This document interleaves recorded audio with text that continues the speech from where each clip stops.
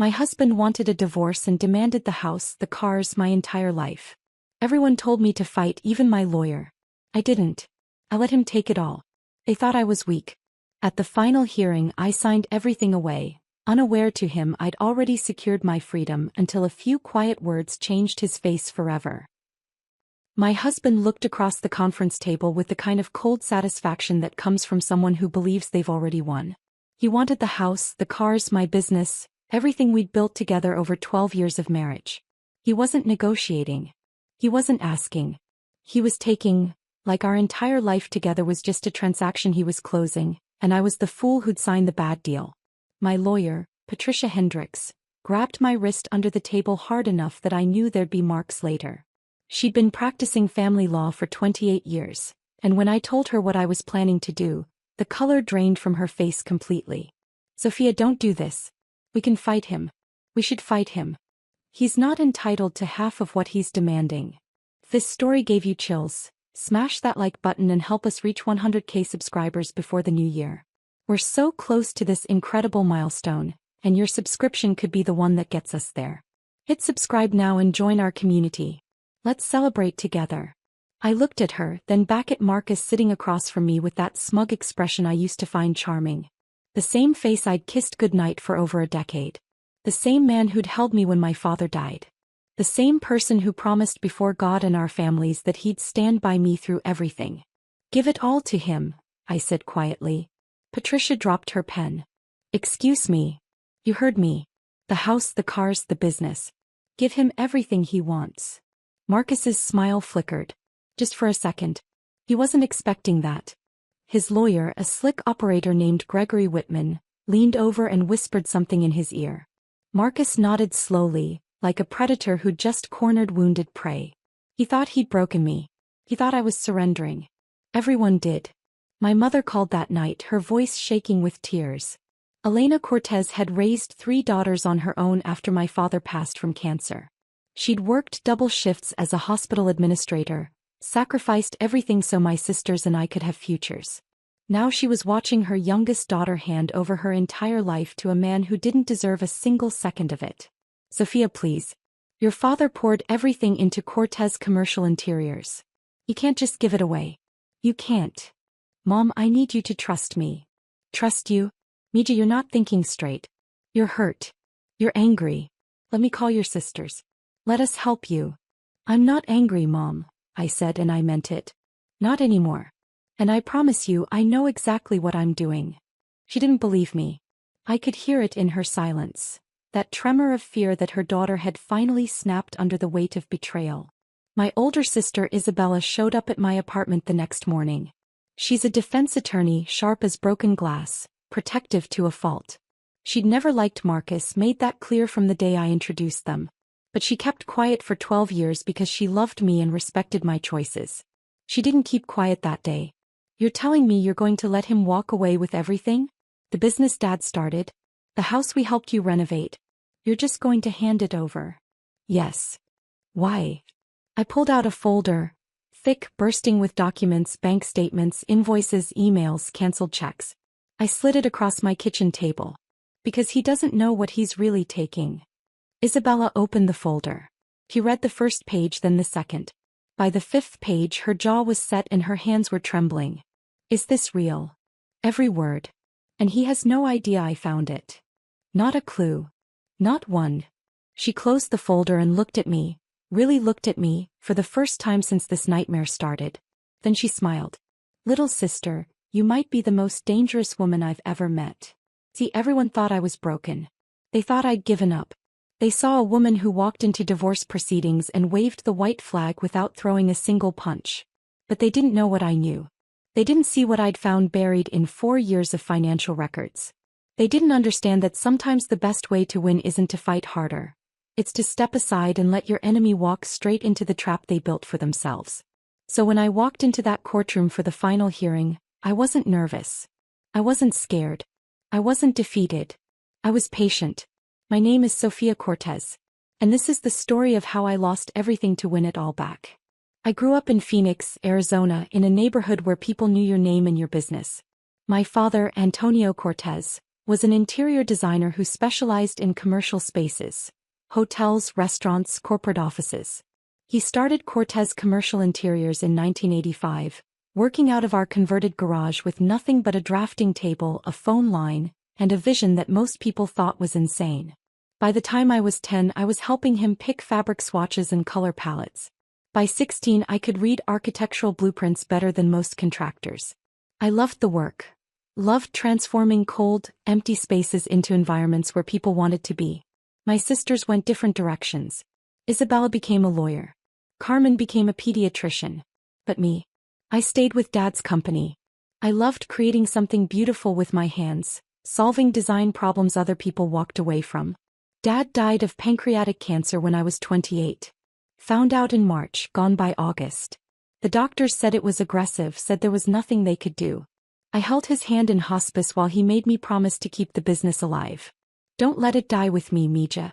You've got the eye. You've got the heart. Promise me. I promised. He left me Cortez Commercial Interiors, 8 employees, a solid reputation in the Southwest, and a legacy I swore I would protect with everything I had. I met Marcus 3 years before Dad passed. He was working as a project manager for a construction firm we were partnering with on a boutique hotel renovation in Scottsdale. He had this confidence that filled a room, made you believe he could solve any problem.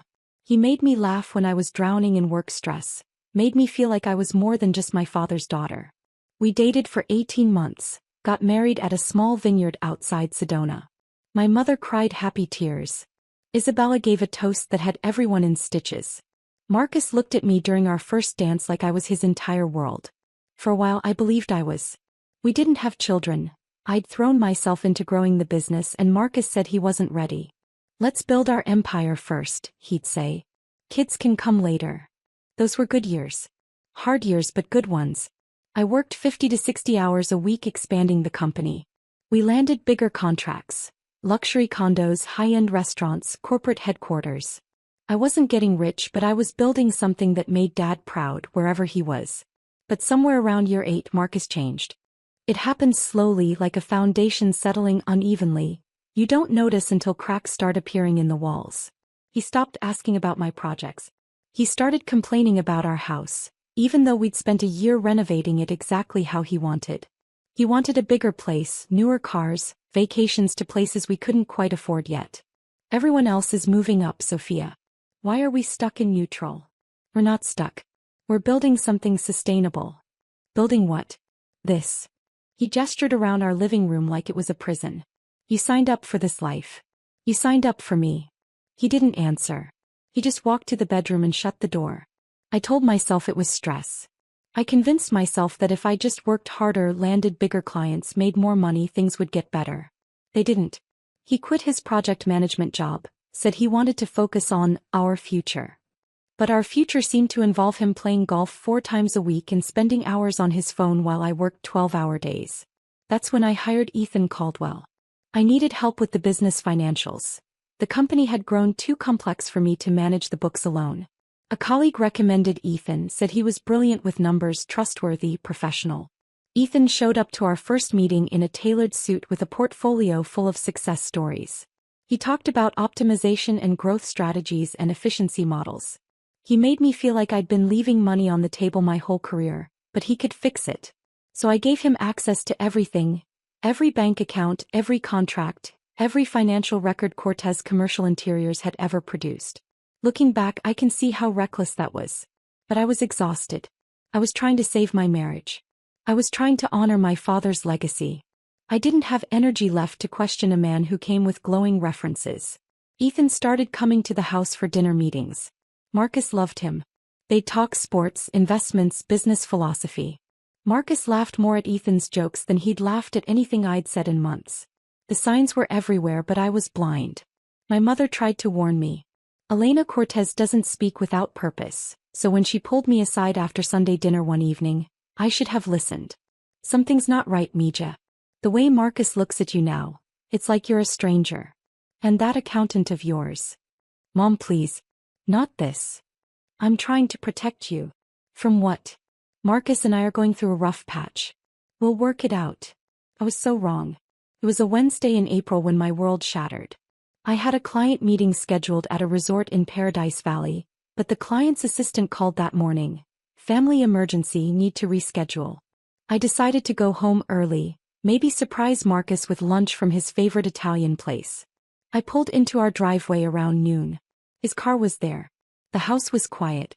Marcus? You home? No answer. I set the takeout on the kitchen counter, walked through the living room. Nothing. I figured maybe he was napping, he'd been complaining about insomnia. I headed upstairs. The bedroom door was closed. I could hear something on the other side, voices, movement, muffled laughter. My heart started racing before my brain understood why. I pushed open that door. And there they were. Marcus and Ethan Caldwell. In our bed. In our house. In the room where I'd cried myself to sleep more nights than I could count. Time stopped. I couldn't breathe. I just stood there, frozen, staring at the two people I'd trusted most in the world, tangled together like I didn't exist. Sophia, wait. Let me explain. Explain what, Marcus? Explain how long you've been sleeping with our accountant. Ethan was scrambling for his clothes, wouldn't meet my eyes. How long? I asked again. Marcus pulled the sheet around himself. About 2 years. 2 years. 24 months of lies. Of anniversary dinners and birthday celebrations and promises while he was destroying everything behind my back. Get out of my house. Sophia, let's talk about this rationally, Ethan said, moving toward the door. Business is business. I stepped in front of him. I'm 5'4", but in that moment I felt 10 feet tall. Business? You've eaten at my table. You've given me advice on my father's company. You looked me in the eye every week and lied to my face. I think you're overreacting. I grabbed my phone. Get out now or I'm calling the police and reporting you for trespassing. Your choice. He left. Didn't even glance at Marcus. Marcus started crying. Real tears or performance, I couldn't tell anymore. Sophia, please. I was lonely. You're always working. I needed someone who understood me. I've worked 60-hour weeks to build the life you said you wanted. Maybe if you'd paid more attention to me instead of that company. That company is my father's legacy. And apparently, it was the only thing keeping this marriage alive. 10 days later, Marcus filed for divorce. But he didn't just want out, he wanted everything. The house, both vehicles, full custody of our Bernese mountain dog Luna, and Cortez Commercial Interiors. The company my father built, the company I dedicated my adult life to growing. His lawyer sent a demand letter that made me physically ill. Marcus claimed he'd been an unpaid partner in building the business, deserved compensation for years of emotional support and domestic sacrifice. Patricia called me the same day. Sophia, this is robbery. He's not entitled to the business. We can destroy this claim. Not yet, Patricia. There's something I need to verify first. That night I drove to the office. I pulled every financial record from the last 4 years. Bank statements, invoices, vendor contracts, email correspondence, check ledgers. I spread them across my father's old desk and started reading. By midnight I'd found the first fabricated invoice. By 3 a.m. I'd found 19 more. By sunrise I'd uncovered nearly $580,000 in fraudulent transactions, shell companies, fake vendors, payments for materials and services that never existed. And on more than half of those authorization forms, right there in digital signature, was my husband's approval. Marcus wasn't just cheating on me. He was systematically robbing me blind. And he thought he was going to walk away with everything. I sat in my sister Isabella's home office the next morning, the evidence folder between us. 4 years of theft. More than $500,000.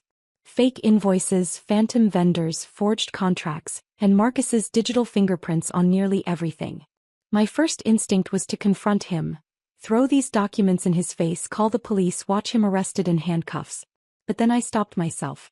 Marcus was calculating. If I tipped my hand now, he'd find a way to cover his tracks, destroy evidence, blame Ethan. He'd twist the narrative until he looked like the victim. I needed a different approach. Isabella, I need you to help me find a forensic accountant. Someone who can document this properly. Someone who can build a case that will stand up in federal court. Federal court? Sophia, what are you planning? Marcus wants Cortez Commercial Interiors. He's demanding it in the divorce. If I fight him, he'll dig in, hide evidence, drag this out for years. But if I give it to him willingly... Isabella's eyes widened. He inherits legal responsibility for every transaction the company made. Exactly. That's either brilliant or insane. Probably both. Can you help me? She finished her coffee and set the mug down firmly. I know someone. Works with the U.S. Attorney's Office on Financial Crimes. Let me make some calls. 4 days later, I was sitting in a glass conference room with a forensic accountant named Victoria Brennan. She was a woman in her early 50s with sharp eyes and a reputation for taking down white-collar criminals. I handed her everything. Every statement, every invoice, every email trail. She spent 3 weeks analyzing it all, building timelines, tracing money flows, documenting the systematic theft. When she finished, she called me back to her office. Ms. Cortez, you have an exceptionally strong case here. This isn't amateur hour.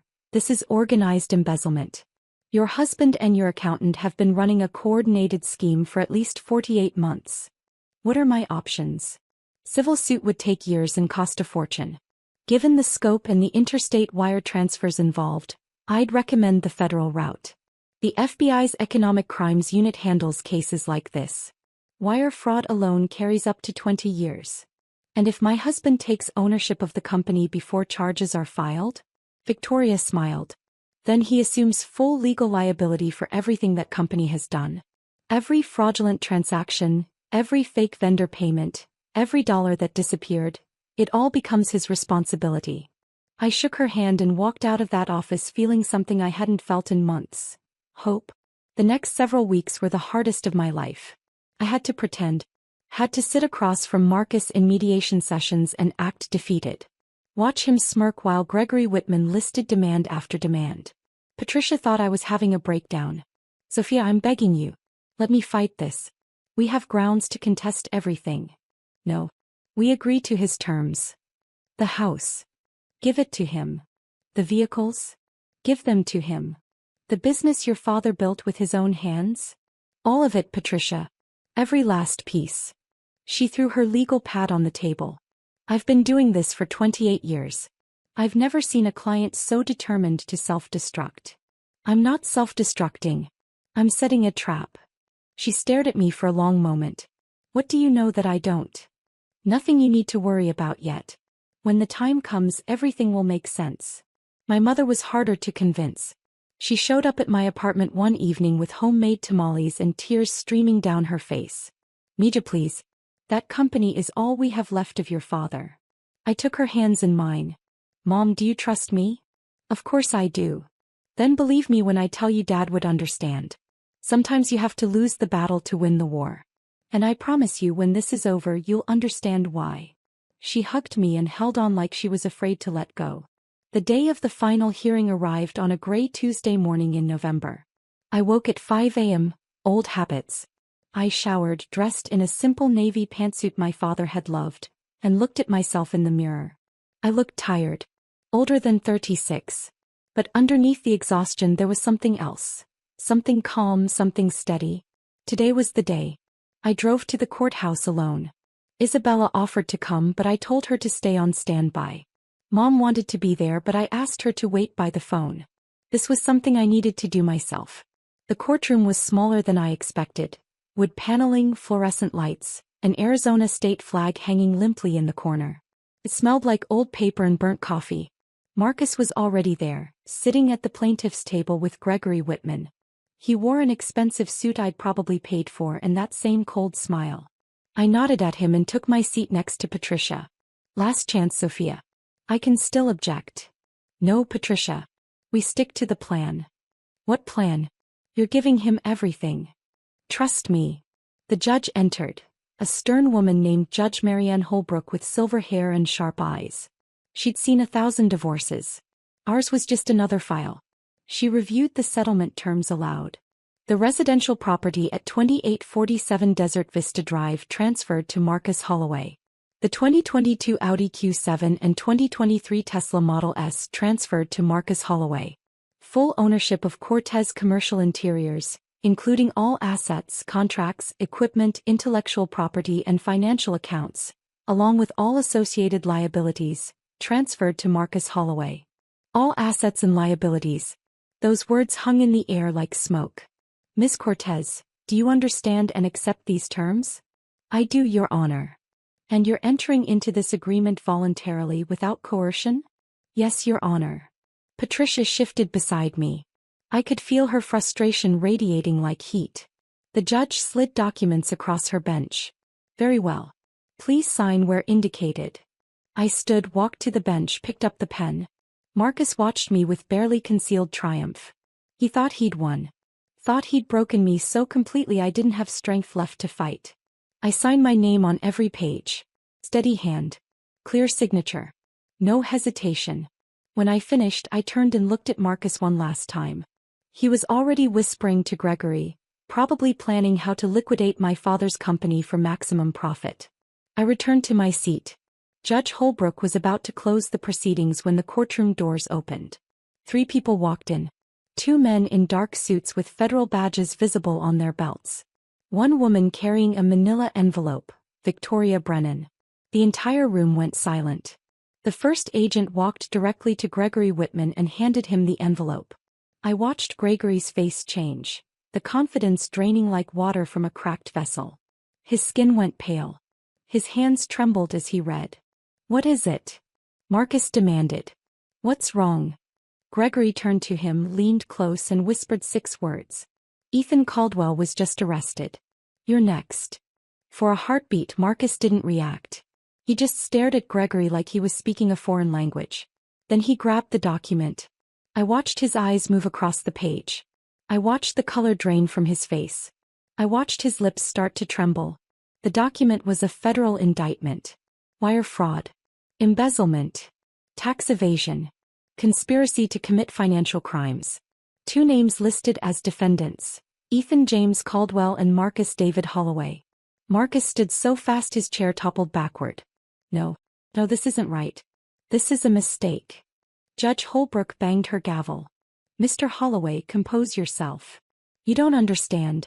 This was all Ethan. I just signed what he told me to sign. The female agent stepped forward. Mr. Holloway, you have the right to remain silent. Anything you say can and will be used against you in a court of law. Marcus spun toward me, his perfect composure shattered. His voice came out as a scream. You did this. You set me up. You knew. I didn't say a word. I just sat there, hands folded, and looked at him calmly. You gave me the company because you knew it was poisoned. You let me take it so I'd take the blame. You planned this whole thing. Judge Holbrook banged her gavel again. Order. I will have order. But Marcus wasn't listening. He lunged toward me. The bailiff caught him before he made it 2 steps. I'll destroy you, Sophia. I swear to God I'll. I stood slowly, smoothed my jacket and looked him straight in the eyes. You already tried, Marcus. You've been trying for 4 years. But here's the thing about building a life on lies. Eventually the foundation cracks and everything comes crashing down. The bailiff escorted him out. He was still screaming my name when the doors closed. Patricia sat beside me in stunned silence. Finally she spoke. You knew this whole time. I knew. Why didn't you tell me? Because I needed it to be real, Patricia. I needed him to believe he'd won. I needed him to take ownership of that company with his own signature on every document. Because the moment he did, he became legally responsible for every crime committed under its name. Patricia let out a breath and shook her head. In 28 years of practicing law, I have never seen anything like that. I picked up my bag and walked out of that courtroom. The Arizona sun was shining outside. First time in months I'd really noticed. 8 months have passed since that day. Ethan Caldwell pleaded guilty to 14 counts of wire fraud and embezzlement. He's currently serving 32 months in federal prison. His CPA license was permanently revoked. The man who sat at my dinner table while stealing from my family will spend the next 2.5 years staring at concrete walls. Marcus's case took longer. He hired 4 different lawyers trying to fight the charges. He claimed manipulation, coercion, ignorance. None of it worked. The forensic evidence was overwhelming. His digital signatures were on the authorizations. His email account was linked to the shell companies. His involvement was undeniable. In the end, he took a plea deal. 4 years probation, 300 hours community service, full restitution of stolen funds, which meant liquidating everything he'd fought so hard to take from me. The house went into foreclosure when he couldn't make payments. The cars were repossessed. Cortez Commercial Interiors was dissolved by court order. Its contracts cancelled. Its equipment sold at auction. He lost everything. Not because I took it from him, but because he took it from himself. I won't lie, there was satisfaction in watching it collapse. After everything he did, every lie and betrayal, part of me wanted to see him suffer. But that feeling faded faster than I expected. Revenge is like drinking poison and waiting for the other person to die. It doesn't heal anything. It just keeps you chained to the person who hurt you. So I let it go. I started over with nothing but my talent, my reputation, and my father's training. I filed paperwork for a new company, Cortez Design Studio. Smaller, simpler, cleaner. Built from the ground up with no partners I didn't trust, no secrets hiding in the books. My old team came back. Every single one of them. My lead designer, Rachel Kim, showed up on my first day in the new office with champagne and a handshake. Heard you're hiring, boss. Pay will be lower for a while until we rebuild. Don't care. I'd rather work for someone with integrity making less than work for a fraud making more. We landed our first contract 3 weeks later. A boutique hotel owner in Tucson who'd heard the truth. Not the gossip, but what really happened. Sophia, I've been in hospitality for 30 years. I've seen people go through what you went through and come out bitter or broken. You came out standing. That tells me everything I need to know about your character. That one call led to 5 more. Within 6 months, Cortez Design Studio had more work than I could handle. I hired 3 new designers and leased a second office space. My mother cried when she saw the new studio. She stood in the doorway with her hand over her heart, looking at the sign I'd hung above the entrance. Your father would be so proud, Mija. I hope so, Mom. I know so. You did what he always taught you. You stayed honest, you stayed patient, and you let the truth do the work. Isabella comes by every Sunday now. We sit on Mom's patio, drink wine, and watch the desert sunset. Sometimes we talk, sometimes we don't. Either way, it feels like home. Looking back, I learned something profound through all this. Strength isn't about fighting every battle. It's about knowing which battles to fight, and which ones to let go. It's about trusting that the truth will surface, even when lies seem to be winning. It's about protecting your peace, your integrity, and the people who matter most. My husband wanted everything. I gave it to him. Every lie. Every stolen dollar. Every consequence he'd earned. He thought he was taking my future. But all he took was his own. Me. I'm still here. Still creating. Still standing. Because some things can't be stolen. Character, integrity, the love of your family, the respect of good people. Those things have to be earned. And once you earn them, no one can take them away. If you're going through something hard right now, if someone has betrayed you, broken your trust, made you feel like you've lost everything, I want you to hear this. You haven't lost. Not yet. Not ever. As long as you stay true to who you are, as long as you keep moving forward with honesty and patience, you will find your way through. The storm doesn't last forever. But the person you become while weathering it stays with you for the rest of your life. My name is Sofia Cortez. And that's my story. If this story of strategic justice had you on the edge of your seat, hit that like button right now. My favorite part was when Sophia signed everything away, knowing exactly what trap she'd set. What was your favorite moment? Drop it in the comments below. Don't miss more thrilling stories like this. Subscribe and hit that notification bell so you never miss an upload.